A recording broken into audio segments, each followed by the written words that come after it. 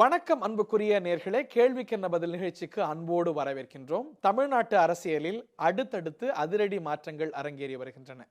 அதிமுகவுடைய பொதுச் செயலாளராக திருமதி சசிகலா பொறுப்பேற்றுக் கொண்டிருக்கிறார். திராவிட முன்னேற்ற கழகத்தை பொறுத்த வரைக்கும் அந்த கட்சியுடைய புதிய செயல் தலைவராக திரு ஸ்டாலின் தேர்வாகி இருக்கிறார். இந்த நிலையில்தான் தமிழ்நாட்டு அரசியலில் பல்வேறு பிரச்சனைகளும் சவால்களும் சர்ச்சைகளும் மேலோங்கி இருக்கின்றன.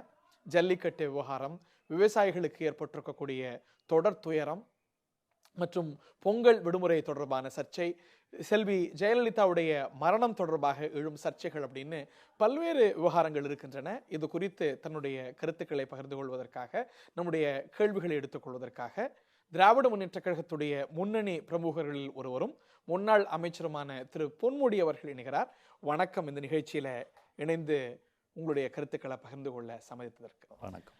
அரசியல் சார்ந்த கேள்விகள் நிறைய இருக்கிறது. அதற்கு முன்பாக எல்லோருடைய அக்கறையும் மேலோங்கி இருக்கக்கூடிய ஒரு விஷயத்தை கேட்கணும்னு நினைக்கிறேன்.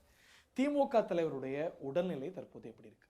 அவர் பேச முடியவில்லை. மற்றபடி உடல்நிலையெல்லாம் ரொம்ப நன்றாக இருக்கிறது. மருத்துவமனைக்கு அவர் அனுமதிக்கப்பட்டிருக்கிறார் அப்படின்னு எல்லோரும் வருத்தப்பட்டோம். ஹீஸ் பேக் டு நார்மல் அப்படின்னு கேட்கும்போது மகிழ்ச்சியா இருக்கு. இயல்பான உணவுகள், இயல்பான நடைமுறைகள்லாம் பின்பற்ற முடியுதா? இல்லை, அவர் வயது ஒரு காரணம். எல்லாருக்குமே முதுமை வருகிற பொழுது சிறிது தளர்ச்சி ஏற்படத்தான் செய்யும். அந்த அடிப்படையில் இப்போ பேச முடியாத ஒரு சூழ்நிலை இருக்கிறது. படிப்படியாக இப்பொழுது முன்னேறி கொண்டிருக்கிறது. அன்றாட நிகழ்வுகள்லாம் கவனிச்சிட்டு இருக்கிறாரு? இல்லை, அதெல்லாம் இன்னும் சரியாகல. அவர் மீண்டும் பழைய நிலைக்கு திரும்பி பழையபடி ஆக்டிவாக இருக்கணும் அப்படிங்கிறது தான் எல்லாருடைய விருப்பமும். அது நடந்தேறணும் அப்படின்னு நம்ம எல்லாருமே விரும்புகிறோம். தமிழ்நாட்டு அரசியல்ல பெரிய மாற்றம் ஏற்பட்டிருக்கு. செல்வி ஜெயலலிதாவுடைய மரணத்துக்கு பிறகு அதிமுகவுக்கு புதிய தலைமை கிடைச்சிருக்கு. திமுகவுடைய புதிய செயல் தலைவராக திரு ஸ்டாலின் நியமிக்கப்பட்டிருக்கிறார். இந்த ரெண்டுத்தையும் ஒப்பிடணும் அப்படின்னா எப்படி ஒப்பிடுவீங்க? இது ரெண்டையும் ஒப்பிடுறதே முதல்ல தப்பு. அதுவும் இந்த சூழ்நிலையில் அப்பயாவது திமுக அதிமுகங்கிற ஒப்பீடுலாம் இருந்தது. இப்போ அதுவும் இந்த தலைவர் தேர்தல் தலைமை வந்திருக்கிறத ரெண்டையும் ஒப்பிடுறதே முதல் தப்பு. முக்கியமாக அவங்க ஆட்சியில் இருக்கிறாங்கிறதுனால இப்போ ஓடிக்கிட்டு இருக்கிறத தவிர இவங்க மட்டும் ஆட்சியில் இல்லாமல் இருந்தால் அதிமுகங்கிற கட்சியே இருந்திருக்காது. அதுதான் நிதர்சனமான உண்மை. அதுவும் இங்கே திமுகவை பொறுத்தவரையில் இப்போ செயல் தலைவராக தேர்ந்தெடுக்கப்பட்டிருக்கிற தளபதி அவர்கள் எந்த விதமான சலசலப்பும் அடிமட்டத்தில் இருந்தோ தலைவர்களுக்கு இடையிலோ எதுவும் இல்லாமல் யுனானிமஸாக ஒருமனதாக பொதுக்குழுவினால் தேர்ந்தெடுக்கப்பட்டிருக்கிற செயல் தலைவராக அவர் தேர்ந்தெடுக்கப்பட்டிருக்கிறார். ஆனால் இதை நான் சொல்லி தான் உங்களுக்கு தெரியணுங்கிறத தினசரி பத்திரிகையில் பார்க்குறோம். அந்த கட்சியில் என்ன நடந்துக்கிட்டு இருக்குதுன்னு பார்க்குறோம். அங்கே 2 பேர் இப்போ ஓபிஎஸ்ஸா அல்லது சசிகலாவா அப்படின்ற பிரச்சனையாக அவங்களுக்குள்ளே ஓடிக்கிட்டு இருக்குது. அது மட்டும் இல்லாமல் தீபான்னு ஒருத்தவங்க வேறு நடுவில் அப்படி ஒரு கிரைசிஸ் இருக்குன்னு நினைக்கிறீங்களா? ஓபிஎஸ்ஸா சசிகலாவான்னு ஒரு பிரச்சனையோ இல்லாட்டி ஒரு கருத்து முரண்பாடோ அவங்க மத்தியில் இருக்குன்னு நினைக்கிறீங்களா? திரு ஓ பன்னீர்செல்வம் பரிபூர்ணமா சசிகலாவுடைய தலைமையை ஏற்றுக்கிட்டதா அறிக்கை விடுறாரு. அவருடைய பாடி லாங்குவேஜ்லேருந்து செயல்பாடுகள்லேருந்து அதுதான் நமக்கு புலப்படுது. ரைட்டு. அப்புறம் எப்படி அமைச்சரவையில் இருந்துக்கிட்டு ஒருத்தர், நானும் 3 தடவை அமைச்சராக இருந்திருக்கிறேன். அமைச்சரவையில் இருக்கிற ஒருத்தரே கூப்பிட்டு சசிகலா முதலமைச்சராக வர வேண்டும்னு அறிக்கை விடுறாருன்னா அது எந்த ஜனநாயகத்தில் எந்த முறையில் அது ஏற்புடையதாக இருக்கிறது? எல்லோரும் சொல்லக்கூடிய ஒரு விஷயம், திரு ஓ பன்னீர்செல்வமும் அவ்வாறே தான் விரும்புகிறாரு. அவருக்கும் அதில் மாற்றுக்கிறது இல்லை. இவங்க தானே சொல்கிறாங்க. ஓ பன்னீர்செல்வம் விரும்புகிறார் என்று இவர்கள் சொல்கிறதாங்க நீ சொல்கிறீங்க. அவர் மறுக்கலையா? அதை மறுக்கிறதுங்கிறது வேறு அவர் ஏற்றுக்கலையா? அவர் என்ன ஏற்றுக்கணும் வெளிப்படையாக சொல்லியிருக்காரா? அம்மா சீஃப் மினிஸ்டரா வரணும். திருமதி சசிகலா தான் பொதுச் செயலாளருக்கு ஆக சிறந்தவர் அப்படின்னு அவர் தான் பொதுச் செயலாளராக சிறந்தவர் வேற, முதலமைச்சராக இருக்கிறதுங்கிறது வேற. நீங்களும் தம்பிதுரை மாதிரி குழப்பிக்காதீங்க. தம்பிதுரை இப்போ என்ன பண்ணுறாரு, ரெண்டும் ஒரே தலைமையில் இருக்கணும்னு சொல்கிறார். பொதுச் செயலாளரும் முதலமைச்சர் சரி, 2 பேரும் ஒரே இடத்துல இருக்கணும்னு சொல்கிறவர். ஓபிஎஸ் பொதுச் செயலாளர் ஆக்கி விட்டு போனாலும் 2 பேரும் ஒரே இடத்துல இருக்கிற மாதிரி தானே அர்த்தம். அது அந்த கட்சியோட பிரச்சனை. அது ரைட். நான் அதை ஒத்துக்கிறேன். அது உள்கட்சி விவகாரம். நீங்கள் கேட்கறதுனால நான் சொல்ல வேண்டிய அவசியம் ஏற்படுகிறது. அது உள்கட்சி விவகாரங்கிறதுல எந்த விதமான வேறுபட்ட கருத்தும் எங்களுக்கு இல்லை. அது அவர் வந்தாலும் சரி தான், சசிகலா வந்தாலும் சரி தான், கட்சி தான். அது யாரை வேணாலும் முடிவு பண்ணீங்க. ஆனால் அதுக்குள்ளே இவ்வளோ குழப்பங்கள் ஏன் வருது? இல்லை, குழப்பம் எங்கேருந்து வந்ததுன்னு கேட்குறேன். இப்போ திரு பன்னீர்செல்வம் போர்க்குடி தூக்கினாரு, இன்னொரு தரப்புக்கும் அவருக்கும் கருத்து முரண்பாடு அப்படின்னா அதுக்கான எந்த அறிகுறியோ இல்லாட்டி வெளிப்படையாக தெரியல. திரு பன்னீர்செல்வத்துடைய பாடி லாங்குவேஜ்லேருந்து அவருடைய செயல்பாடுகள்லேருந்து ஒரு அதிருப்தி இருக்கிறதாவே தெரியலையே. ஒரு இல்லாத ஒரு விஷயத்த செய்தியாளராக இருந்தாலும் இந்த கேள்வி கேட்கக்கூடாது. டெல்லிக்கு தபால் அனுப்புறது கூட ஒரு முதலமைச்சராக இருக்கும், அவங்க தான் அனுப்பணுமே தவிர பொதுச் செயலாளர் ஒரு கடிதம் முதலமைச்சர் ஒரு கடிதம் அனுப்ப சொல்லுதா? எல்லா பிரச்சனையும் இவங்க தான் அனுப்பிங்கிறாங்க. நேற்று கூட எழுதுகிறாங்க, எம்பிஸை போய் பார்க்க சொல்கிறாங்க. எம்பிஸ் போய் பிரதமரை பார்க்கும்போது ஒரு முதலமைச்சர் என்ற முறையில் அவர் கொடுக்குற கடிதத்தை கொடுக்கறதுக்கு பதிலாக கொண்டு போயிட்டு ஒரு பொதுச் செயலாளர் எழுதி கொடுக்குற கடிதத்தை கொண்டு போய் பிரதமர்கிட்ட கொடுக்கணும்னு போகிறாங்க. அதையும் பிரதமரையும் பார்க்க முடியல, அதுக்கான ஏற்பாடுகளையும் செய்யல. இல்லாதவங்களுடைய கடிதத்தை கொடுத்தா பரவாயில்ல, அந்த கட்சி எம்பிக்கள் அந்த கட்சியை நாடாளுமன்றத்தில் பிரதிநிதித்துவம் செய்றாங்க, அந்த கட்சியுடைய தலைமையுடைய கடிதத்தை கொடுக்குறாங்க. யாருன்னா ஒருத்தர் கொடுத்தத கொடுங்க. இவரும் ஒரு கடிதம் எழுதுறாரு, அப்புறம் முதலமைச்சர் கடிதம் எழுதுறாரு. பொதுச் செயலாளர் கடிதம் எழுதியிருந்தா அதுக்கு கட்டுப்பட்ட ஒரு முதலமைச்சர் நீங்க சொன்னீங்கன்னா முதலமைச்சர் தனியா ஒரு கடிதம் எழுத வேண்டிய அவசியம் என்ன? கட்சி தலைவரா அவங்க ஒரு நிலைப்பாடு, அது ஒரு ஆட்சி தலைவர்ங்கிற அடிப்படையில் அவர் தன்னுடைய இதுதான் முரண்பாடுன்னு சொல்றது. அது நீங்க கட்சிக்குள்ள நீங்க கட்சி தலைவர் தான். ஒரு பிரதமருக்கு எழுதுகிற பொழுது தமிழகத்தின் முதலமைச்சர் என்ற முறையில் ஜல்லிக்கட்டு காலை ஓணும்னு சொல்றது ஒரு முதலமைச்சர் எழுதுகிற ஒரு நிகழ்ச்சியாக இருக்க முடியும். நீ கட்சி தலைமையிலும் சொல்லுங்க, நீங்க ஒரு கட்சி தானே, ரெண்டு பேருக்கும் ஒத்த கருத்து இல்லைன்னு தானே அர்த்தம். அது இதுல என்ன குற்றம் இருக்கு? எல்லா தரப்புல இருந்து அழுத்தம் வந்தா எம்பிக்கள் குரல் கொடுப்பாங்க, எம்எல்ஏக்கள் குரல் கொடுப்பாங்க, முதலமைச்சர் கொடுக்கிறாரு, பொதுச் செயலாளர் குரல் கொடுக்கிறாருன்னா இதுல ஜெயலலிதா இருக்கும்போது யாருன்னா கொடுத்துருப்பாங்களா? அதுக்கு பதில் சொல்லுங்க ஒழுங்கா. ஜெயலலிதா இருந்திருந்தா, அந்த அம்மா இருந்திருந்தா, யாருன்னா இன்னொருத்தவங்க போய் யாருன்னா பதில் சொல்ல முடியுமா? அதே கருத்து தானே சொல்றாங்க. ஜெயலலிதாவுடைய இந்த இடத்துல பன்னீர்செல்வத்துக்கும் சசிகலாவுக்கும் அணுகுமுறையிலேயோ இல்ல இது எப்படி அணுகணுங்கிறதுலயே ஒரு மாற்று கருத்தை ரெண்டு பேரும் வெளிப்படுத்திருந்தா பரவாயில்ல, ஒரே கருத்தை தானே வெளிப்படுத்துறாங்க. எந்த கருத்து? செல்வி ஜெயலலிதா இருக்கும்போது நாடாளுமன்ற உறுப்பினர்கள் குரல் கொடுத்திருக்க மாட்டாங்களா? பிரதமரை பார்த்திருக்கிறதுக்கு வாய்ப்பு இருக்காதா? நாடாளுமன்ற உறுப்பினர்கள் முதலமைச்சர் கொடுத்தாங்கன்னு தான் கொண்டு போய் கொடுப்பாங்களே தவிர அவங்க ரெண்டு பதவியும் ஒரே இடத்துல இருந்தது. அதை கூட நீங்க சொல்லலாம், அதனால போய் கொடுத்தாங்கன்னு. வெவ்வேறு கூட இருக்கலாம், ஆனா குரல் ஒன்றாக இருக்க வேண்டும்.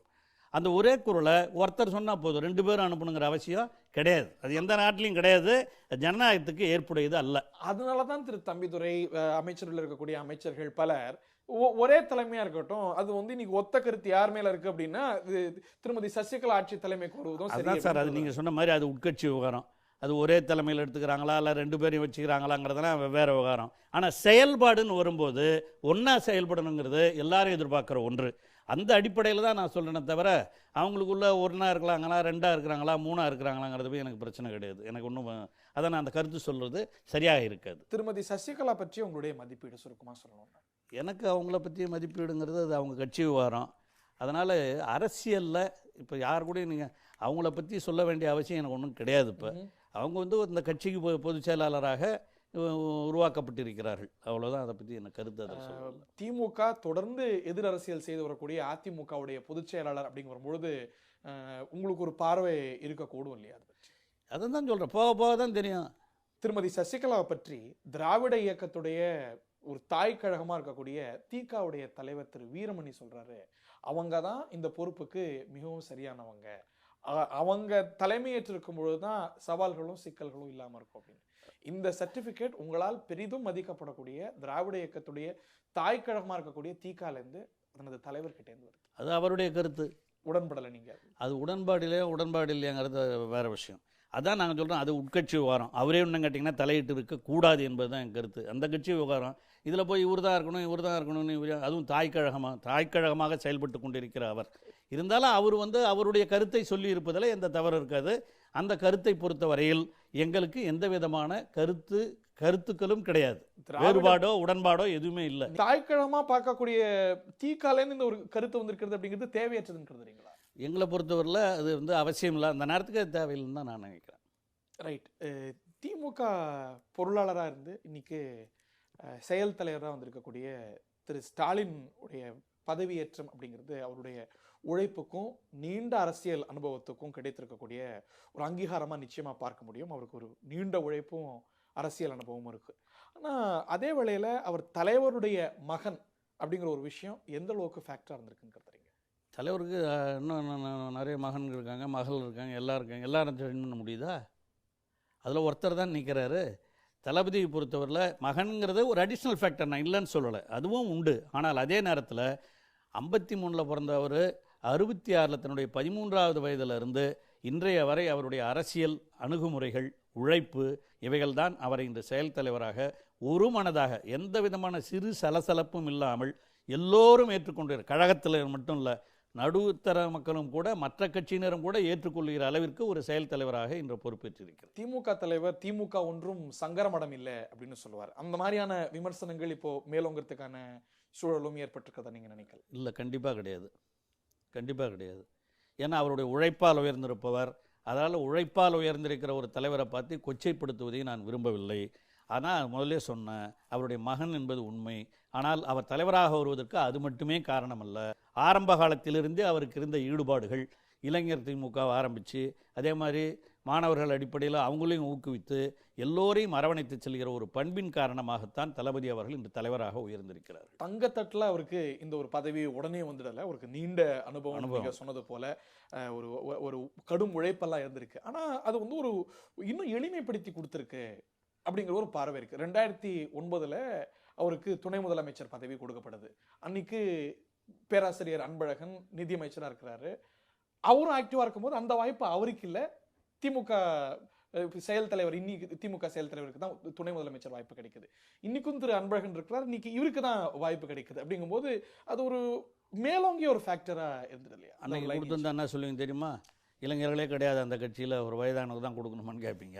அந்த ஒரு இளைஞர்களுக்கும் ஒரு வாய்ப்பு கொடுக்கணும், அவருக்கும் அரசியல் கொடுக்க வேண்டும் என்ற நோக்கம் இருந்ததிலே எந்த விதமான கருத்து வேறுபாடும் இருக்க முடியாது. டிசன்ட், டிஸ்கஷன், மாற்று கருத்து இவையெல்லாம் அதிகமா நடக்கக்கூடிய வாய்ப்பு இருக்கக்கூடிய இடமா திமுக பொதுக்குழு பொதுவாக பார்க்கப்படும். ஆனால் இம்முறை அதிமுக பொதுக்குழு போல திமுக பொதுக்குழு நடந்து முடிந்திருக்குங்கிற ஒரு விமர்சனம் மேலோங்கி இருப்பதை நீங்கள் அறிவிங்க. கூடினாங்க, தீர்மானத்தை படித்தாங்க, தீர்மானத்தை நிறைவேற்றினாங்க, கலைஞ்சாங்க அப்படின்னு பார்க்கப்படுது. அதுக்கு முக்கிய காரணம் கலைஞருக்கு உடல்நிலை சரியில்லை. அவர் கலந்துக்காத முதல் பொதுக்குழு இதுதான். அவர் இல்லாத ஒரு நேரத்தில் எந்த டிஸ்கஷனும் வேணாம். அதனால் அவருக்கு உடல்நலம் பெற்று வருகிற பொழுது முழுமையான டிஸ்கஷன்லாம் வச்சுக்கலாங்கிற அடிப்படையில் தான் இப்பொழுது அந்த முக்கியமான நோக்கமே. அவர் உடல்நிலை சரியில்லாத நேரத்தில் ஒரு கழகத்தினுடைய செயல்பாடுகளை நிறைவேற்ற வேண்டும், அதற்கு ஒரு செயல் தலைவரை உருவாக்க வேண்டும் என்ற அடிப்படையில் தான் அது நடைபெற்றதை தவிர அதுக்கு வேற எந்த நோக்கமும் கற்பிக்கப்படுவதை நாங்கள் விரும்பவில்லை. இல்லை, இது எல்லா கட்டங்களையும் நடந்திருக்கு. அப்படிங்கும்போது இதில் ஒரு புதிய முடிவு, ஒரு புதிய பாதை அப்படிங்கும்போது அதில் இருக்கக்கூடிய சாதக பாதகங்கள், இதில் இருக்கக்கூடிய பல்வேறு கூறுகள் பேசப்படுவதும் சரியா இருந்திருக்காதா? யாரும் அது என்ன, தலைவர் தேர்ந்தெடுக்கப்படுகிற பொழுது எதிர்கருத்துகள் இருந்தால் பேசியிருக்கலாம். யாருக்குமே இல்லையா? எல்லாம் ஒத்த கருத்தோடு இருக்கிற பொழுது அங்கே பேசுவதற்கான சூழ்நிலை, வாய்ப்புகள் யாருக்கு இருக்குது? எதற்காக வேண்டும்?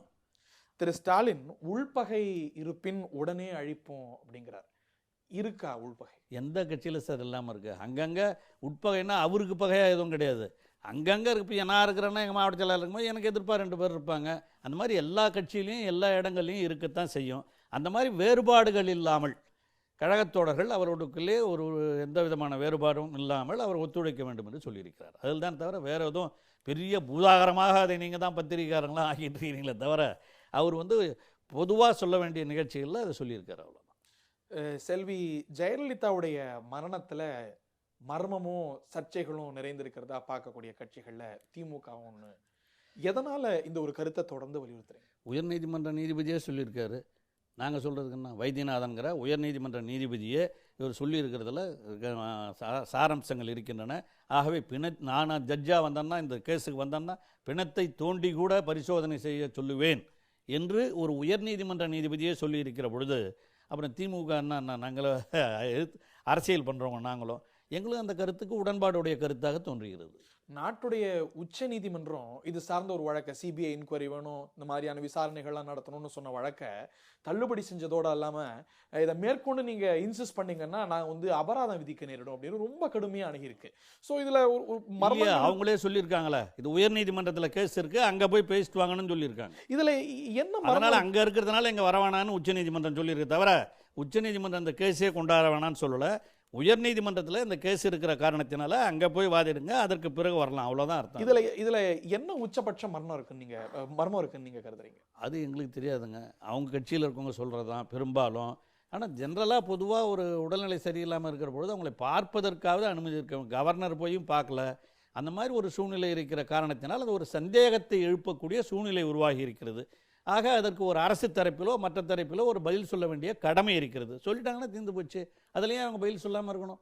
இல்லை, இதில் இயல்பாக கவர்னருக்கோ இல்லாட்டி யாரெல்லாம் பார்க்க அனுமதிக்கலை, மத்திய அமைச்சர்கள்லாம் பார்க்க அனுமதிக்கலை அப்படின்னு விமர்சனம் வருது. அவங்களுக்கெல்லாமும் சந்தேகம் வரணும் இல்லையா? அவங்கெல்லாம் அதை கம்ப்ளீட்லி சாட்டிஸ்ஃபைடு, அதுக்கான முகாந்திரமும் நியாயமும் இருக்குன்னு நினைக்கிறாங்க. அது அரசியல் ரீதியாக சும்மா இருப்பாங்க சார். அவங்கள போய் கேட்டால் தானே தெரியும் என்ன ஏன் போகல, ஏன் வரலன்னு. நாங்களே கூட போயிட்டு வந்தோம். தளபதி போனார், தளபதியும் போய் பார்த்துட்டு வந்தால் நாங்களும் சரி, அது உங்களுடைய சூழ்நிலைகள் நாங்கள் ஏற்றுக்கிறோம், அதில் ஒன்றும் பிரச்சனை கிடையாது. ஆனால் இன்றைக்கி உயர்நீதிமன்றம் சொல்லியிருக்கு, சந்தேகம் வந்திருக்கிற சில பேர் நீதிமன்றத்துக்கே போயிருக்கிறாங்க. உயர்நீதிமன்றமோ அப்போலோ மருத்துவமனைக்கு நீங்கள் விளக்கம் கொடுக்கணும், என்ன ட்ரீட்மெண்ட் கொடுத்தீங்கன்னு சொல்லணும்னு சொல்லி அவங்களுக்கு நோட்டீஸ் அனுப்பிச்சிருக்கு. இதெல்லாம் நடந்துகிட்டு தானே இருக்கு. வெறும் ஒரு தனியார் நிறுவனம், ஜெயலலிதாவோட உடன் இருந்த தோழி, மற்றவங்க அப்படின்னு சுருங்கி போகாம இந்த நாட்டுடைய பெருமதிப்பு கொண்ட எய்ம்ஸ் நிறுவனம் அதில் இன்வால்வ் ஆயிருக்கு. அவங்க மேற்பார்வையிட்டு இருக்காங்க, கடைசி தருணம் வரைக்கும் இருந்திருக்கிறாங்க. ஸோ இது வந்து ஏதோ மூடி மறைக்கப்பட்டு செஞ்சதுன்னு ஒரு முடிவுக்கு வந்துட முடியுமா? எய்ம்ஸ் வந்ததெல்லாம் நீங்கள் சொல்கிறீங்களா, அது அரசாங்கம் சொன்னால் என்ன தப்பு? ஒரு முதலமைச்சர் அரசாங்கம் ஒரு அறிக்கை கொடுக்க வேண்டியதானே? ஹெல்த் செக்ரட்டரி, ஹெல்த் மினிஸ்டர் அவங்க கூட்டு ஒரு அறிக்கை கொடுக்கலாம்ல. அப்போலோ கொடுக்குது, அப்போலோ கொடுக்குற அறிக்கையை ஒரு அரசாங்கம் கொடுக்கறதுல என்ன தப்பு? அதான் அங்கீகாரம் பெற்றது. அதான் அவங்க கொடுக்குறாங்க, இவங்க கொடுக்குறாங்க, அவங்க சொல்றாங்க, இவங்க சொல்றாங்கன்னு. இன்னைக்கு தலைமைச் செயலாளருக்கு தெரியுமா, இல்லாட்டி மருத்துவம் பார்க்குற மருத்துவருக்கு தெரியுமா என்ன மெடிக்கல் கண்டிஷன்? நீங்கள் மருத்துவர் சொன்னால் போதுமா? சீஃப் மினிஸ்டருங்க, அது பொன்முடி போய் படுத்தல, நீங்கள் போய் படுத்தல. ஒரு சீஃப் மினிஸ்டர், ஒரு நாட்டினுடைய முதலமைச்சர், அவங்க டாக்டர்கிட்ட வாங்கி அந்த சீஃப் மினிஸ்டர் செக்ரட்டரி தான் கொடுக்கணுமே தவிர அங்கே இருக்கிற அதுதான் முறை, அதுதான் ஜனநாயகத்தில் பண்பு இல்லை. இதில் உங்களால் மதிக்கப்படுற அதே திராவிட இயக்கங்களுடைய தாய்க்கழகமாக இருக்கக்கூடிய திகாவுடைய தலைவர் வீரமணி, இது வந்து தலைப்புச் செய்திகளுக்கு இதெல்லாம் உதவுமே தவிர இதில் வந்து ஊசி முனை அளவுக்கு கூட விஷயம் இல்லைங்கிறாரு. அது அவர் கருத்துங்க, அவர் கருத்து. நான் தான் முதல்ல சொல்லிட்டேன், அவருக்கு கருத்து சொல்வதற்கு எல்லா வித உரிமைகளும் இருக்கின்றன. நாங்கள் என்ன அவங்ககிட்ட அடிமையாக இருக்கோம், நீங்கள் என்னமோ அதே இணைச்சு பேசுன்றீங்களா? அது ஒன்றும் கிடையாது. அவர் கருத்தை அவர் சொல்கிறாரு, எங்கள் கருத்தை நாங்கள் சொல்கிறோம், அவ்வளோதான். செல்வி ஜெயலலிதாவுடைய மரணம் தொடர்பாக ஒரு பரிபூர்ண மத்திய விசாரணை நடத்தணும்னு கருதுறீங்களா? இது எப்படி, இல்லை ஒரு அரசு ஒரு அறிக்கையை கொடுத்தா போதும்னு நினைக்கிறீங்களா? உங்களுடைய பார்வை என்ன இதில்? அது அரசு அறிக்கை கொடுத்தா அதில் சந்தேகம் இல்லாமல் நிரூபிக்கப்படுமானால் அதில் எந்த பிரச்சனையும் கிடையாது. இல்லைனா சிபிஐ என்கொயரி பண்ணுறதுலையும் தவறு இருக்க முடியாது. ஏன்னா அவ்வளோ பெரிய பிரச்சனை எல்லா மக்களும் எல்லா தரப்புலையும் வந்துவிட்ட பிறகு அதை வந்து கொஞ்சம் தீர்மானமாக முடிவு செய்வதற்குரிய முடிவுகளை அரசு எடுக்க வேண்டும். சிபிஐ என்கொயரிக்கான தேவை இருக்குன்னு கருதுறீங்களா? அந்த அளவுக்கு இதில் விஷயம் இருக்குன்னு கருதுறீங்களா? அந்த அளவுக்கு இருக்கிறதால தானே ஹைகோர்ட் ஜட்ஜி பேசுகிறாரு. இல்லை அப்சர்வேஷனாக பார்க்கறதா? ஹைகோர்ட் ஜட்ஜி பேசும்போது அதுக்கு என்ன நம்ம எடுத்துக்க முடியும்? ஹைகோர்ட்டு சுப்ரீம் கோர்ட்டு பல அப்சர்வேஷன் கொடுத்துருக்கு. ஆமா, தீர்ப்பு அப்படின்னு வரும்போது இந்த அப்சர்வேஷனுக்கு மாறா வந்திருக்கிறதையும் நம்ம பார்க்கிறோம். ஆமா, இந்த அப்சர்வேஷனை வைத்துக்கொண்டே ஹைகோர்ட்டே ஒரு நிலைப்பாடு எடுத்துருச்சுன்னு சொல்ல முடியுமா? இல்லை, ஒரு ஜட்ஜி சொல்றாரு, மற்றவங்க சாதாரண மக்கள் சொல்றது, அவங்ககிட்டயே அந்த மாதிரி எதிர்பார்ப்புகள் இருக்கு. அவங்க வீட்டில் இருக்கிற அவருடைய அண்ணன் மகள் சொல்றாங்க, அந்த மாதிரி ஒரு அந்த இதுலேருந்து ஒரு எம்பி சொல்றாங்க. அவங்கெல்லாம் சொல்லும்போது அதை தீர்த்து வைக்க வேண்டிய கடமையும் பொறுப்பும் ஒரு அரசாங்கத்திற்கு இருக்கிறது. அது மத்திய அரசாங்கமே இருந்தாலும் சரி, மாநில அரசாங்கமாக இருந்தாலும் சரி, அவர்களுக்கு அந்த பொறுப்பு இருக்கிறது என்பதைத்தான் நாங்கள் வலியுறுத்துகிறோம். ஜெயலலிதா அவர்களுடைய அண்ணன் மகளை பற்றி நீங்கள் சொன்னீங்க, அவங்க இன்னைக்கு அரசியல் பிரவேசமும் செய்வாங்க போல் இருக்கு. திருமதி தீபா அரசியல் பிரவேசம் பற்றி உங்களுடைய கருத்து? அதான் நீங்கள் சொல்லிட்டீங்க முதல்ல, அது உள்கட்சி விவகாரம். அந்த கட்சி விவகாரத்தில் நான் தலையிட விரும்பவில்லை. அதை பற்றி உங்களுக்கு பார்வையோ கருத்து? கிடையாது. அது அவங்க உள்ள பிரச்சனை. தமிழக தலைமைச் செயலாளராக இருந்த திரு ராம்மோகன் ராவுடைய பிரெமிசஸில் நடந்த ரெய்ட் பற்றிய பெரிய சர்ச்சை தமிழ்நாட்டு அரசியலில் உருவாச்சு.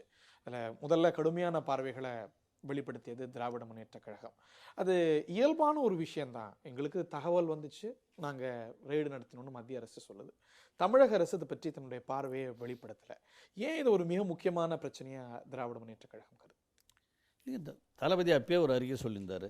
இதை பற்றி முதல்வருடைய பார்வை என்ன? ஏன்னா ரொம்ப பேர் என்ன பண்ணாங்க, செக்ரட்டரியேட்டுக்குள்ளே போகக்கூடாது, சென்ட்ரல் கவர்மெண்ட் ஃபோர்ஸஸோடு போகக்கூடாது அப்படிங்கிற விமர்சனங்கள் எல்லாம் உருவானது. ஆனால் ரெய்டுன்னு வரும்போது எங்கே இருந்தாலும் போய் ரெய்ட் பண்ணி தான் பழக்கம். எங்கள் எல்லாரும் அலுவலகத்தில் எல்லாம் போய் பண்ணுறது தான் வழக்கம். அந்த அடிப்படையில் ஆனால் ஒரு முதலமைச்சர் அவர் இருந்த சீஃப் செக்ரட்டரிக்கு இந்த மாதிரி வரும்போது ஏன் ஒரு அறிக்கை கொடுக்கூடாதுன்னு தான் தளபதி அவர்கள் அவர் கேட்டிருந்தார். அதுதானே தவிர இதில் நடத்த அந்த ப்ரொசீஜர்லலாம் எங்களுக்கு ஒன்றும் வேறுபட்ட கருத்து இல்லை.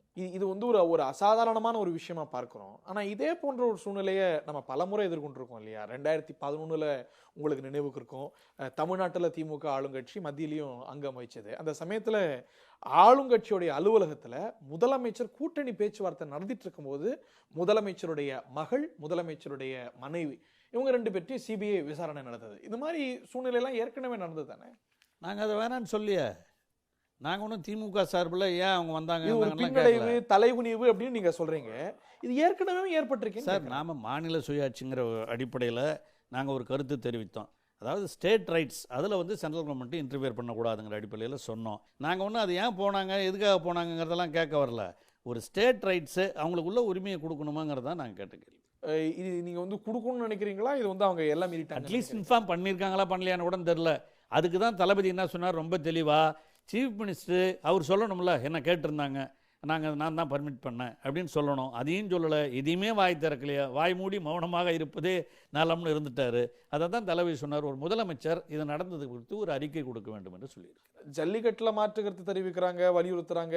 அதில் அவங்களுக்கு மாற்று கருத்து இருக்குமானா, இல்லாட்டி அதை வந்து அதீதமாக மத்திய அரசு நடந்துக்கிட்டு அப்படின்னு நினைக்குமானா கட்சியோட பொதுச் செயலாளரோ முதலமைச்சரோ சொல்லியிருக்க கூடும் தானே. ஸோ அதில் வந்து ஒரு இயல்பான ப்ரொசீஜராக அரசு பார்க்குதுன்னு நம்ம ஏன் பார்க்கப்படாது? சரி இருந்தால் விட்டு போங்க. இயல்பான ப்ரொசீஜர்னு அவங்க கருதுனாங்கன்னா ரைட்டு. அப்புறம் மறுநாள் சீஃப் செக்ரட்டரி ஒரு பேட்டி கொடுத்தாரு பார்த்தீங்களா? அந்த பேட்டியில் என்ன நான் சொல்லியிருந்தார், அவர் பேட்டி ஒரு கட்சிக்காரர் மாதிரியே, நான் வந்து அதிமுக புரட்சி தலைவன் சொல்கிறார் ஒரு சீஃப் செக்ரட்டரி. அதையும் சொல்கிறாரு, அவங்களால தான் நான் ட்ரெயின் பண்ணப்பட்டேன் அப்படின்னு ஒரு சீஃப் செக்ரட்டரி பேசுகிறாரு. அப்போ என்ன தொடர்பு என்னன்னு யாருக்கு தெரியுது? அதனால் அவருக்கு பாதுகாக்கணும்னு இவங்க நினச்சிருக்கலாம் இல்லையா? ஏன்னா அவர் அந்த மாதிரி தானே பேசுறாரு. அப்புறம் மறுநாளே பல்டி அடிக்கிறாரு. நான் அந்த மாதிரி சொல்லல. அவரை பாதுகாக்கணும்னு நினைச்சா மத்திய அரசு செய்வது தவறு. வெஸ்ட் பெங்கால் முதலமைச்சர் சொல்றாங்க, தமிழக முதலமைச்சரும் சொல்லியிருப்பாரு, இது வந்து தவறு, இது வந்து மத்திய அரசு எல்லை மீறுது அப்படின்னு. திரு ராம்மோகன் ராவை பாதுகாக்கிறது தான் அரசுடைய நோக்கம்னா இன் இஸ் டிஃபென்ஸ் வந்திருக்குமே அரசு. அவங்க பாதுகாக்கிறது அவங்க நோக்கம் இல்லை, அவங்க மாட்டிக்காம இருக்கணுங்கிறது தான் அவங்க நோக்கம். ஆளுங்கட்சியினுடைய நோக்கம் இவரை பாதுகாக்க போய் நம்ம மேலே பழி வந்துட்டான்னாங்கிறது ஒரு பக்கம். அதனால் அதுவும் வேணாம் இதுவும் வேணான்னு இருதலைக்குள்ளி எறும்பாக செயல்பட்டார்கள் என்பதுதான் உண்மை. ஜல்லிக்கட்டு கடந்த ஆண்டே போலவே இந்த முறையும் ஒரு பெரிய அக்கறையை உருவாக்கியிருக்கக்கூடிய, நடக்குமா நடக்காதா அப்படின்னு இறுதி வரைக்கும் ஒரு பிரச்சனையாகவே இருந்திருக்கக்கூடிய ஒரு விவகாரம். ஜல்லிக்கட்டை பொறுத்த வரைக்கும் நீங்கள் தொடர் போராட்டம் நடத்தி வரீங்க, தொடர்ந்து இதற்கான நடவடிக்கை எடுக்கணும்னு வலியுறுத்தி வரீங்க. ஆனால் இந்த தடை வந்ததில் திமுகவுக்கும் ஒரு முக்கியமான பொறுப்பு இருக்குது அப்படின்னு தொடர்ந்து விமர்சனத்தை சந்திக்கிறீங்க. அதுக்கு தெளிவாக தளபதி அவர்கள் நல்ல அறிக்கையில் சொல்லியிருக்கார், புள்ளி விவரங்களோட சொல்லியிருக்கார். 2008 அதாவது முதல்ல மதுரை கோர்ட்டில் வந்து தடை செய்யப்பட்ட பிறகு மதுரை கோர்ட்டில் அவங்க வந்து அனுமதி கொடுக்குறாங்க, சில விதிமுறைகளுக்கு உட்பட்டு நடக்கலான்னு. அவங்க சொன்னதுக்கப்புறம் உச்சநீதிமன்றத்துக்கும் அப்போ திமுக ஆட்சி இருந்தது, அதை எடுத்து போய் உச்சநீதிமன்றத்துலேயும் அனுமதி வாங்கிட்டு வராங்க. அனுமதி வாங்கிட்டு வந்து அந்த அடிப்படையில் கழக ஆட்சி இருக்கிற பொழுது சில கட்டுப்பாடுகளுடன் இது நடத்தப்பட்டது என்பது தான் உண்மை. அந்த அடிப்படையில் பார்க்கும்போது இவங்க வேண்டுமென்று அரசியல் பண்ணுவதற்காக அதிமுக திமுக காலத்தில் செஞ்சது அப்படின்னு சொல்லிட்டு இருக்காங்களே தவிர உண்மை அதுவல்ல. இன்னும் கேட்டிங்கன்னா காளைகளை இந்த விலங்கு பாதுகாப்பு இதிலிருந்து நாங்கள் கொடுக்குறோன்னு சொல்லி பார்லிமெண்ட்லேயே சுப்ரீம் கோர்ட்லேயே காங்கிரஸ் கவர்மெண்ட் இருக்கும்போது அவங்களே போய் அஃபிடவிட்டில் சொல்லியிருக்கிறாங்க 2014. ஆனால் இந்த இன்னைக்கு திமுக ஆட்சி காலத்தில் நடந்ததுக்கு முந்தைய அதிமுக ஆட்சி காலத்தில் நடந்தது, அப்புறம் கட்டுப்பாடுகளோடு நடந்தது. ஆனால் இந்த தடையுடைய முக்கியமான ஒரு புள்ளியாக 2011 நீங்கள் மத்திய அமைச்சரவையில் பங்கேற்ற போது மத்திய அரசு கொண்டு வந்த நோட்டிஃபிகேஷன், காட்சிப்படுத்தக்கூடாத விலங்குகள் பட்டியலில் காளைகளை சேர்த்தது இன்னி வரைக்கும் தடை நீங்க முடியாத இருக்கிறது. 2011 அஃபிடவிட் கொடுத்துட்டாங்க சார். நீங்கள் சொன்ன மாதிரி 2014 கிடையாது, 11 காங்கிரஸ் பீரியட் இருக்கும்போதே அவங்க கொடுத்த அஃபிடவிட்லேயே நாங்கள் காளைகளை இதிலிருந்து விலக்குகிறோம் அப்படின்னு சொல்லி அவங்களே அஃபிடவிட் கொடுத்தாங்க. ஜெயந்தி நட்ராஜன் சப்சிக்வெண்டா மினிஸ்டரா வரும்போது தான் நிலைப்பாடு மாறுது. ஜெயராம் ரமேஷ் என்வைரன்மெண்ட் மினிஸ்டரா இருக்கும்போது இந்த நோட்டிபிகேஷன் கொண்டு வரப்பட்டது. ஏன் திருமதி ஜெயந்தி நட்ராஜன் அமைச்சரா இருந்த காலத்துல நீங்க சொன்னீங்க இல்லையா, இந்த அஃபிடவிட்டை நாங்க நீக்கிறோம்னு முடிவு செய்யும்போது இல்ல நீங்க கொண்டு வந்தது தான் சரி, ஏன்னா அனிமல் வெல்ஃபேர் போர்ட் ஆஃப் இந்தியாவுடைய கருத்தோட நீங்க கொண்டு வந்திருக்கீங்க, சோ அதுதான் நிக்கும்னு அந்த நோட்டிபிகேஷன் ஜல்லிக்கட்டு தடைக்கு ஒரு முக்கிய காரணமா இருக்கு. சோ அதுல உங்களுக்கும் அன்னைக்கு ஆட்சியில பங்காற்றிய இல்ல சார், நீங்க சொல்றது தவறான செய்தி. 2011 அஃபிடவிட் போட்டது மட்டும் இல்ல, இங்க நடத்துவதற்கு அனுமதியும் வழங்கப்பட்டது, சில கட்டுப்பாடுகளோடு நடத்தப்பட்டது. அதெல்லாம் உண்மையா இல்லையா?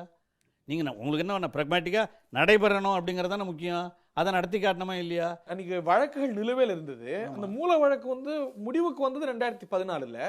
உச்சநீதிமன்றம் ஒரு நிலைப்பாடு எடுக்குது. நீங்க அன்னைக்கு இருக்கக்கூடிய 2014 நாங்க இல்லையா, உச்சநீதிமன்றம் செஞ்சதுக்கு அன்னைக்கு ஆளுங்கட்சியா இங்க திமுக இருந்தாருன்னா, அதிமுக இருந்தாருன்னா, இங்க காங்கிரஸ் இருந்தாருன்னா, பிஜேபி இருந்தாரு. உச்சநீதிமன்றம் எடுத்த நிலைப்பாட்டுக்கு யார் எப்படி பொறுப்பாக? அப்ப உச்சநீதிமன்றம் சொல்றதெல்லாம் ஏத்துக்குவீங்க, சென்ட்ரல் கவர்மெண்ட் ஏத்துக்கும், மாநில அரசாங்கமே ஏத்துக்கும். அதுதான் தளபதி நேத்து கூட சொன்னார். உச்சநீதிமன்றம் சொல்லிச்சு இந்த மாதிரி காவிரி மேலாண்மை குழுவை நியமிக்க வேண்டும் 4 நாட்களுக்குள்ளான்னு சொல்லிட்டாங்க. உடனே மத்திய அரசாங்கத்தினுடைய வழக்கறிஞர் சரின்னு உச்சநீதிமன்றத்தில் ஏற்றுக்கிட்டு வந்துட்டாரு. மறுபடியும் போய் ஒரு இதை கொடுத்து இதை நிறுத்தி வைக்கணும்னு சொல்கிறாரு. அவ்வளோ வேணாம். கர்நாடக அரசுக்கு காவிரியிலேருந்து தண்ணி கொடுக்கணும் இதுன்னு சொன்னாங்க. உச்சநீதிமன்றம் சொன்னது காவிரி மாநில அரசு ஏற்றுக்கலன்னு மத்திய அரசு என்ன கேட்டாங்களா? ஏன் ஏற்றுக்கலன்னு கேட்குறாங்களா? உச்சநீதிமன்றம் அப்போ தீர்ப்பு சொல்லியிருந்தாலும் அதற்கு பிறகு மத்திய அரசாங்கம் அதை நடவடிக்கை எடுத்திருக்கணுமா வேணாமா? நாங்கள் இருக்கும்போது இந்த இறுதி தீர்ப்பு சொல்லியிருந்தால் கண்டிப்பாக நாங்கள் நடவடிக்கை எடுத்திருப்போம். நீங்கள் இருந்தபோது 2007 காவிரி ட்ரைபியூனலுடைய இறுதி தீர்ப்பு வருது. 2007 2007 13 வரைக்கும் இறுதி ஆணைய கெசட்டே பண்ணலை. ட்ரைபியூனலுடைய தீர்ப்புங்கிறது உச்சநீதிமன்ற தீர்ப்புக்கு நிகரானது. ஏன் அன்னைக்கு நீங்க அங்கம் வைத்த மத்திய அரசு தானே, ஏன் செய்யலை? அன்னைக்கு கேட்டுட்டு தான் இருந்தோம். அதே உச்சநீதிமன்றத்தில் வழக்கு நடந்துருக்கும் போது தொடர்ந்து அதில் வழக்கு ஈடுபட்டு தான் இருந்தோம். நாங்கள் இந்த வழக்கு முடிவு 13 வந்தது, அவ்வளோதான். இல்லை 2013 வரைக்கும் எந்த தடையும் கிடையாது காவிரி இறுதி ஆணையம் கெசட் பண்றதுக்கு. ஆனா அன்னைக்கு நீங்க அங்கம் வைத்த மத்திய அரசு அந்த முடிவை எடுக்கவே இல்லை. உச்சநீதிமன்றம் ஏங்க இன்னுமா பண்ணலை அப்படின்னு கேட்ட பிறகு மன்மோகன் சிங் சர்க்கார் அதை செய்யுது. ஸோ காவிரி இறுதி ஆணையம் கெசட் பண்ணாததுல உங்களுக்கும் பொறுப்பு இருக்கு இல்லையா? அதாவது இந்த கொண்டு வந்ததே கலைஞருடைய ஆட்சியில் இருக்கும்போது தான், நடுவர் நீதிமன்றம்னு கொண்டாந்தது கலைஞர் ஆட்சி இருக்கும்போது தான். அதனுடைய ஒவ்வொரு ப்ராசஸ்லையும் கலைஞரே நேராக போய் உட்காந்து பேசி, அன்று பொதுப்பணித்துறை அமைச்சராக இருந்த துரைமுருகன் அவர்களும் எல்லாம் பேசி காவிரி பிரச்சனையில் சுமூகமான ஒரு தீர்வு, தண்ணி வரணுங்கிறதான் முக்கியம். அது கலைஞர் ஆட்சி திமுக ஆட்சியில் வந்த மாதிரி நிச்சயமாக அதிமுக ஆட்சியில் வரவே இல்லை. சட்ட ரீதியாக என்ன மாறிச்சு? ஒரு நீண்ட கால ஒரு சட்ட ரீதியாக மாறி என்ன பிரயோஜனம்? நீங்க போய் சொல்றீங்க காவிரி ஆத்துக்கு நாங்க தான் வாங்கி வந்து கொடுத்துட்டோம், அம்மா போய் வாங்கி சொன்னீங்களா? சொல்லி என்ன பிரயோஜனம்? ஆணையம் அமைக்க முடிஞ்சுதா? கர்நாடகத்துல இருந்து தண்ணி திறந்து விடுறானா? எதுவுமே கிடையாது. இல்ல அடுத்தடுத்த கட்டங்களுக்கு அந்த சட்ட பாதுகாப்ப உரிமையை சட்டத்தின் மூலமா தானே நம்ம உறுதி செய்ய முடியும். கண்டிப்பா ஒரு வருஷம் மழை நல்லா பெஞ்சிச்சுன்னா தண்ணி திறந்து விடணும். அது ஒரு ஆட்சியோட வெற்றி. அந்த சட்ட பாதுகாப்பு வாங்கி கொடுத்ததே கழகம் தான். விபி சிங் இருக்கும்போது நடுவர் நீதிமன்றத்தை கொண்டு வந்து அதன் மூலமாக இது போன்ற சட்ட பாதுகாப்பை கொண்டு வந்து கொடுத்ததே தலைவர் கலைஞர் இருக்கிற பொழுது தான் நடந்தது. அதுதான் நடக்குது. அதைத்தான் தொடர்ந்து பல்வேறு பிரச்சனைகள் உச்சநீதிமன்றத்தில் வந்து கொண்டே இருக்கிறது. காலத்திற்கு ஏற்ப அந்த முடிவுகள் எடுக்கப்படுது. ஜல்லிக்கட்டு விவகாரத்தை பொறுத்த வரைக்கும் இந்த மத்திய அரசு எங்களால் ஆன அத்தனை முயற்சிகளும் நாங்கள் எடுத்து வரோம். போன காங்கிரஸ் சர்க்கார் ஜல்லிக்கட்டுக்கு எதிரான நிலைப்பாடை கொண்டு வந்தது. ஆனால் நாங்கள் பாருங்க தொடர்ந்து வாதிட்டு வரோம், கடுமையான வாதங்களை வைத்து வரோம். இதற்கு மேலே எங்களோட இன்டெகிரிட்டியை நீங்கள் சோதிக்கிறீங்க. நீங்கள் தடைக்கான காரணமாக இருப்பீங்க. நாங்கள் நீ இவ்வளோ நாள் கிரியேட் பண்ண பிரச்சனையெல்லாம் நாங்கள் நீக்கணுமா அப்படின்னு? நீ தவறான முடிவே சொல்லிட்டு இருக்கீங்க. உங்களுக்கு ஒரு முடிவு தடைக்கான காரணம் நாங்கள் கிடையாது அப்படின்னு அவங்க சொல்லுவாங்க. சார், தடை போட்டதை தகர்த்து எறிந்தவர்கள் திராவிட முன்னேற்ற கழக ஆட்சி. அவங்க போட்டாங்க தடையை. உச்சநீதிமன்றம் சொன்ன பிறகும் கூட அதை நீங்கள் சொன்ன மாதிரி சட்ட ரீதியாக முடிவெடுத்து நடைமுறை ரீதியாகவும் செயல்படுத்தியது திராவிட முன்னேற்ற கழக ஆட்சி. 2014 ஜல்லிக்கட்டுக்கு தடை வந்த தீர்ப்பை படிச்சிருப்பீங்க. அந்த தீர்ப்புல 2011 யூபி ஆட்சியில இதுக்கு ஏற்பட்ட சிக்கல் முக்கிய காரணமா தீர்ப்பிலேயே சொல்லப்படுது. எதுங்க? 2011 யூபி ஆட்சி காலத்துல கொண்டு வந்த நோட்டிபிகேஷன் இந்த ஒரு தடைக்கு ஒரு முக்கிய காரணமா சொல்லப்படுது. ஸோ அது ஒரு ஃபேக்டர் இல்லைன்னு சொல்லிட முடியுமா? அதுக்கு கண்டிப்பா கிடையாதுங்க. அதே அப்போ உச்சநீதிமன்றம் நினைச்சிருந்தா, இப்போ இது முழுக்க இது எதுக்குறவங்களே யாருங்க? நம்ம பீட்டா தான். அவங்க அமெரிக்கன் பேஸ்டு வச்சுக்கிட்டு அங்கெல்லாம் தடை செய்யப்பட்ட ஒன்றா இருக்குது. அவங்களுடைய நோக்கம்தான் இன்றைய மத்திய அரசாங்கமும் சரி மாநில அரசாங்கமும் சரி அவங்களுக்கு துணை போகிற மாதிரி இருக்குது. 4 நாளாக அவங்க கூட பேசுகிறத காணோம். பீட்டா கூட ஒன்றும் எங்கே இருக்குன்னு தெரியல. இந்த பீட்டாவை பொறுத்தவரையில் அவங்க எந்த காரணத்திற்காக செய்கிறாங்க? தயவுசெய்து ஒன்றை நினச்சி பாருங்கள். இந்த ஜல்லிக்கட்டு காலையில் அது இந்த பீட்டாங்கிறது எத்திக்கல் அப்படின்னு சொல்கிறான். எத்திக்ஸ்னா என்ன? எத்திக்ஸ்னா மிருகத்தை போய் வதை செய்யக்கூடாது, அதோட நின்று போதா? எத்திக்கல்னு சொன்னால் அதை அடித்து சாப்பிட்றது கூட தப்பு தான். அதை நீ பண்ணு. புலால் உண்ணாமையும் திருக்குறளே சொன்னாங்க. அந்த எத்திக்ஸை ஃபாலோ பண்ணுங்க இந்த கமிட்டி. அது என்ன? அது ஒரு விளையாட்டு, வீர விளையாட்டு. அதை போய் தடுக்கிறதுக்காக இவங்க போய் நிற்பதற்கான காரணம் என்ன? ஆக இதனால் எந்த விதமான தவறும் இல்லை. சில விதிமுறைகளை விதித்து இதன்படி செயல்படுத்துங்கள் என்று உச்சநீதிமன்றம் சொல்லி இருக்கிறது. அந்த அடிப்படையில் நாம் நடத்தி இருந்தோம்னா ஒன்றும் நடந்திருக்காது. அந்த தடைகளை கூட இந்த மாநில அரசாங்கம் அதை சரியாக செயல்படுத்தாத காரணத்தினால்தான் இந்த தடையே வந்திருக்கு இன்னைக்கு. அதுதான் உண்மை. தடைக்கான காரணம் மாநில அரசுன்னு எப்படி சொல்றீங்க? மாநில அரசு எப்படி இருக்கு? இல்லை சார், அது சில கைட்லைன்ஸ் கொடுத்தாங்க. இந்த கைட்லைன்ஸுக்கு உட்பட்டு இதை நடத்தணும் அப்படின்னு சொல்லி உச்சநீதிமன்றமே ஒரு கோர்ட்டையும் ஒரு கமிட்டியும் அனுப்பி வச்சாங்க. அந்த உச்சநீதிமன்றம் விதித்த தடை இதெல்லாம் சரியாக பின்பற்றி இருக்கணும். அதை பின்பற்றாத காரணத்தினால தான் நாங்கள் தடை விதிக்கிறோம்னு சொல்கிறோம். திமுக ஆட்சியோ அதிமுக ஆட்சியோ உச்சநீதிமன்றம் கொடுத்த கைட்லைன்ஸ் எல்லாம் தொடர்ந்து பின்பற்றப்பட்டிருக்கு. இதுல குரூயல்ட்டின்னு எதெல்லாம் முன்பு வர்ணிக்கப்பட்டதோ அதெல்லாம் குறைஞ்சுதானே வந்திருக்கு. அதுதாங்க சொல்றேன். அந்த முறைகளை திமுக ஆட்சி இருக்கும்போது முழுமையாக நடைமுறைப்படுத்தப்பட்டன. ஆனால் அதிமுக ஆட்சி வந்தவுடனே அதில் அவர் அவ்வளோ கவனம் செலுத்தலை. அதனுடைய விளைவாகத்தான் இன்னும் கட்டுப்பாடுகளோட ஜல்லிக்கட்டு. ஆமாம், அந்த இருந்த கட்டுப்பாடு கவர்மெண்ட் என்ன சொன்னானோ உச்சநீதிமன்றம் என்ன சொல்லிச்சோ அந்த கட்டுப்பாடோடு தான் நான் சொல்கிறேன். அதே போல விவசாயிகளுடைய மரணம் ஒரு பெரிய துயரா தமிழ்நாட்டுக்கு வந்திருக்கு. வடகிழக்கு பருவமழை, தென்மேற்கு பருவமழை, காவிரியில பிரச்சனை அப்படின்னு தொடர்ந்து துயரத்தை விவசாயிகள் சந்தித்து வரக்கூடிய ஒரு சூழ்நிலை. இதுல வறட்சி பாதித்த மாநிலமா தமிழ்நாட்டை அறிவிக்கணும்னு நீங்க கோரிக்கை வச்சீங்க. அதை தமிழக சர்க்கார் ஏற்றுக்கொண்டு எல்லா மாவட்டங்களையும் அறிவிச்சிருக்கு.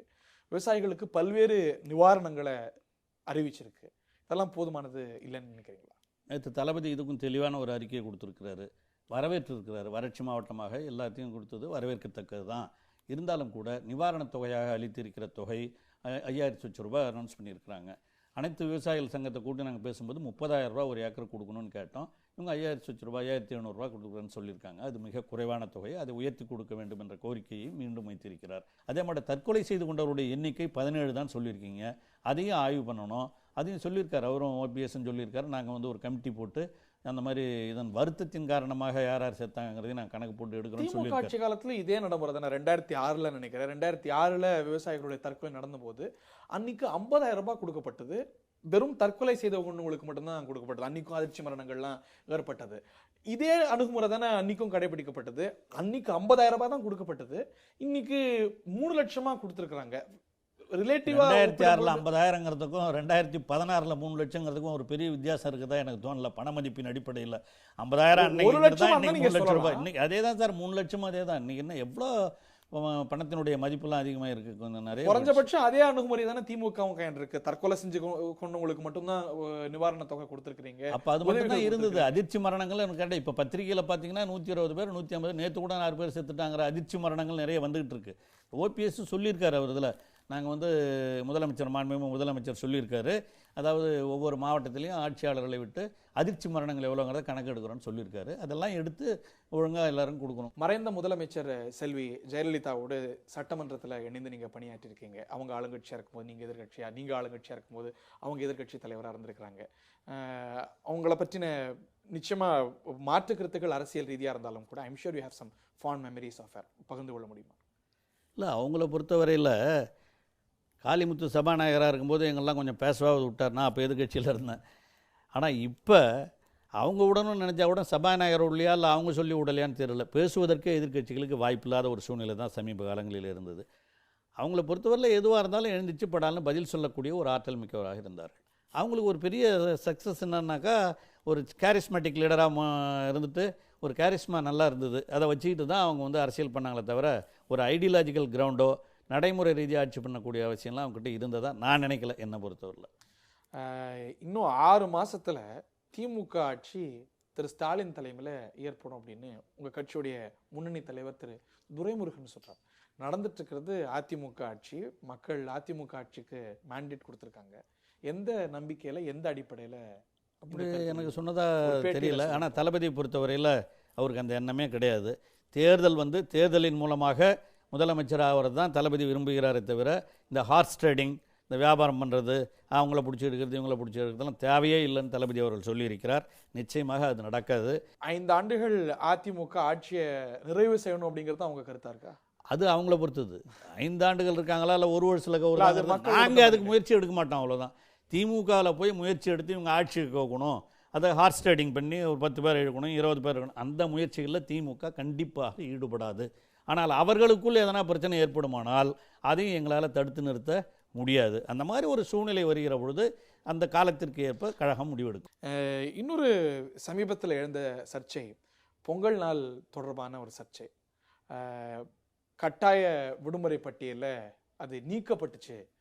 இது மத்திய அரசு தமிழ்நாட்டுக்கு செய்த இன்னொரு துரோகம். இதுக்காக போராட்ட அறிவிப்பு எல்லாம் திமுக செஞ்சுது. இது சரிவர புரிஞ்சுக்காம உணர்ச்சி வசப்பட்டு திமுக அணிச்சோம் இல்லையா? அப்படி ஒன்றும் இல்லையா? நாங்கள் சொன்னதுக்கப்புறம் இப்போ மத்திய அரசாங்கம் அறிக்கை விட்டுடுதில்ல.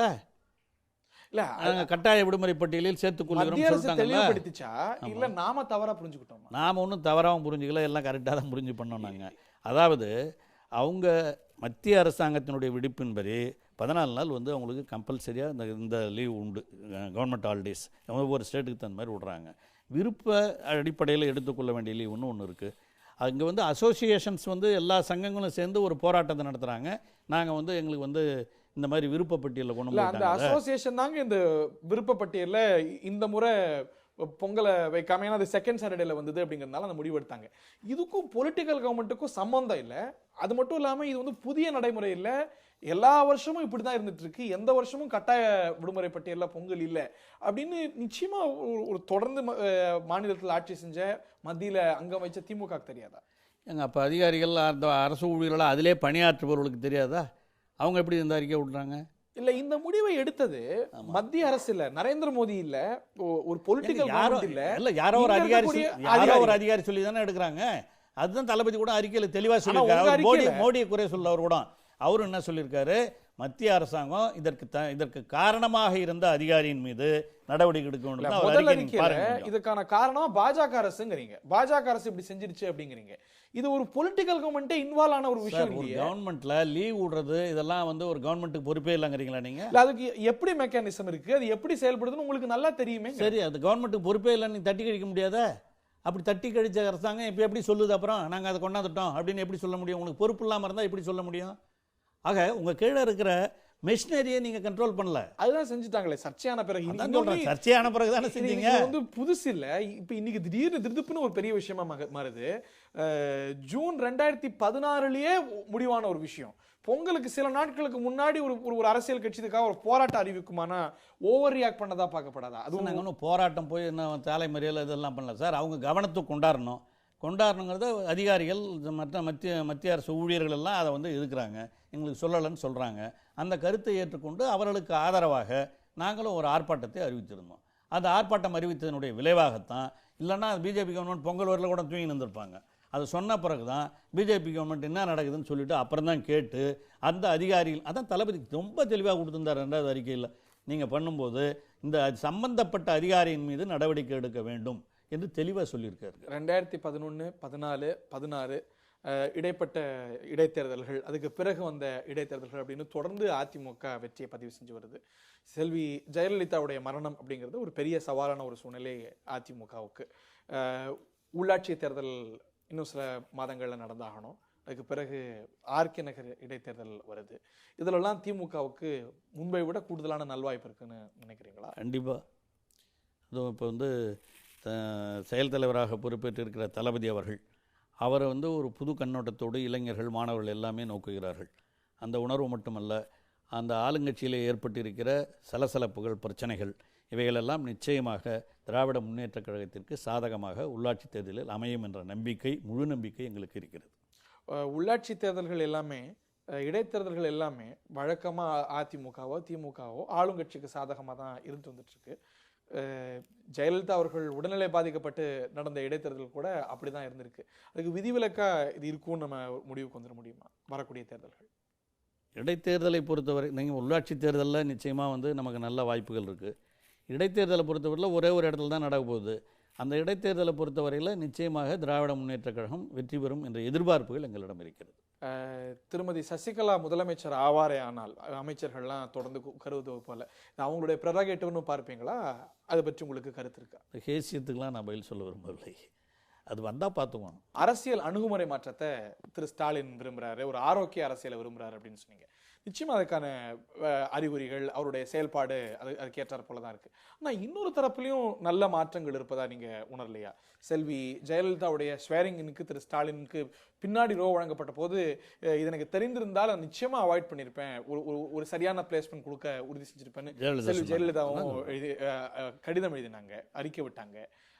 அதுக்கு பிறகு திரு கருணாநிதி அவர்கள் உடல்நிலை பாதிக்கப்பட்ட போது அதிமுக டெலிகேஷன் வந்தது, நீங்களும் அவங்கள பார்க்க போயிருந்தீங்க. ஸோ இந்த மாதிரி அணுகுமுறை மாற்றம் பரஸ்பரம் இருக்குங்கிறத நீங்கள் அங்கீகரிப்பீங்களா? அதான் ரெசிப்ரோக்கல் தான் அது.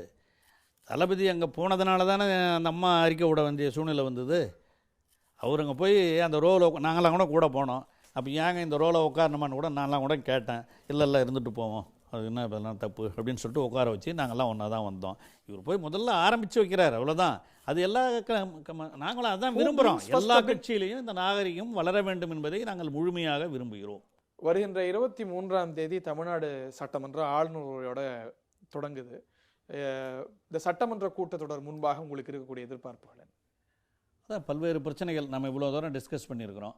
அந்த பிரச்சனைகள் எல்லாம் எழுப்புவதற்கு வாய்ப்பளிக்கப்படுமானால் அதற்கான இரு தரப்பிலேயும் அதற்கான விவாதங்களை எடுத்து வைப்பதற்கு இது வாய்ப்பாக அமையும். அதுவும் ஆளுநர் உரை எத்தனை நாளைக்கு நடக்கும் எவ்வளோங்கிறதெல்லாம் தெரியல. அதில் வந்து விவாதங்கள் முழுமையாக அனுமதிக்கப்பட்டால் பல்வேறு பிரச்சனைகள் அலசி ஆராயப்படும். குழுக்கள், சட்டமன்ற குழுக்கள் அமைக்கணும், அதில் தாமதம் இருக்குது, அதீத தாமதம் அப்படின்னு நீங்கள் சொல்லி வரீங்க.